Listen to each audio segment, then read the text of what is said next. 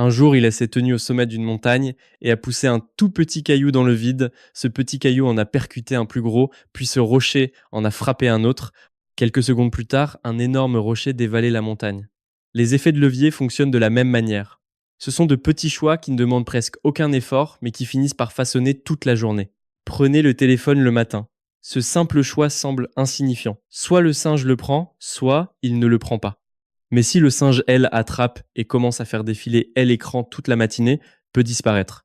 La concentration est détruite, elle, énergie chute.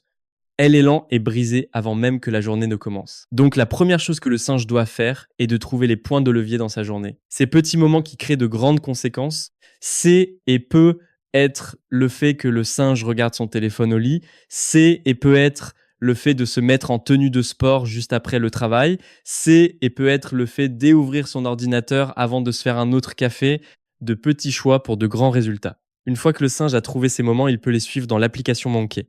Chaque fois qu'il accomplit, elle, une de ses habitudes, il gagne des bananes, monte de niveau et construit son monde.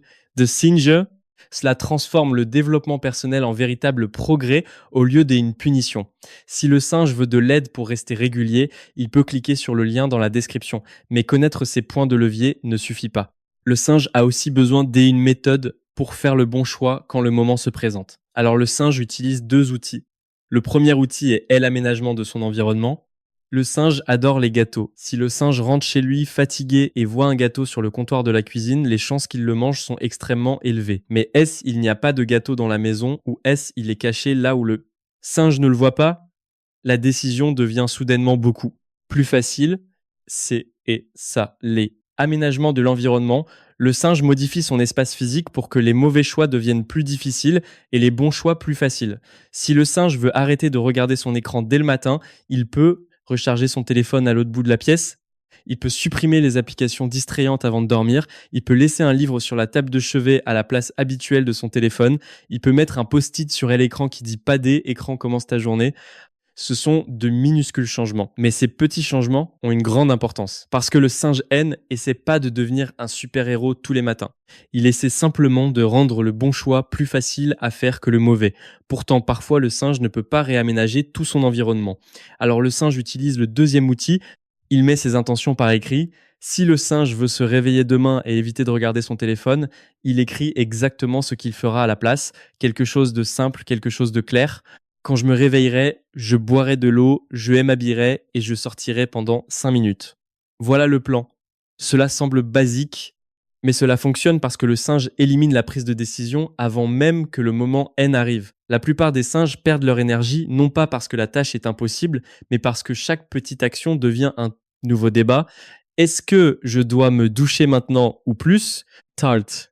Est-ce que je dois aller à la salle de sport ou laisser tomber pour aujourd'hui? Que est-ce que je devrais manger? Est-ce que je commence à travailler d'abord ou je regarde mon téléphone? Trop de décisions créent des blocages, ces blocages entraînent des retards et ces retards se transforment en évitement. Mais quand le singe écrit son intention à elle avance, la décision est déjà prise.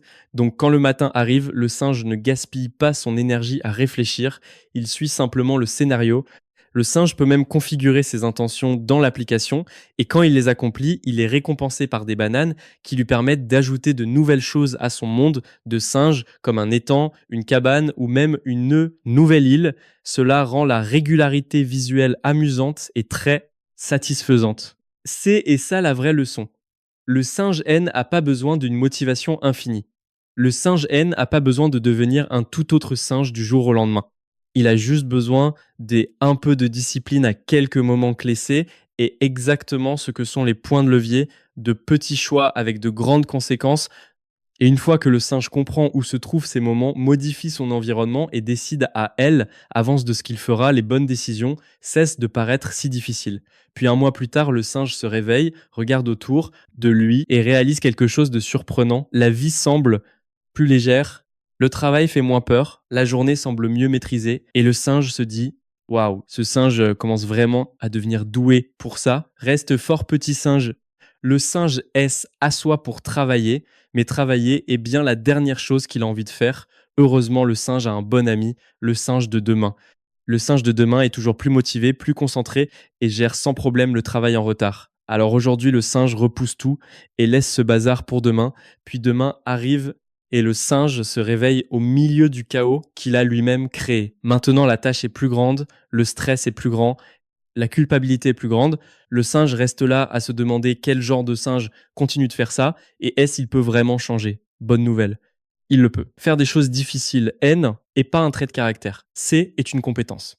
Même un singe paresseux peut l'apprendre. Alors aujourd'hui, le singe découvre le principe des effets de levier.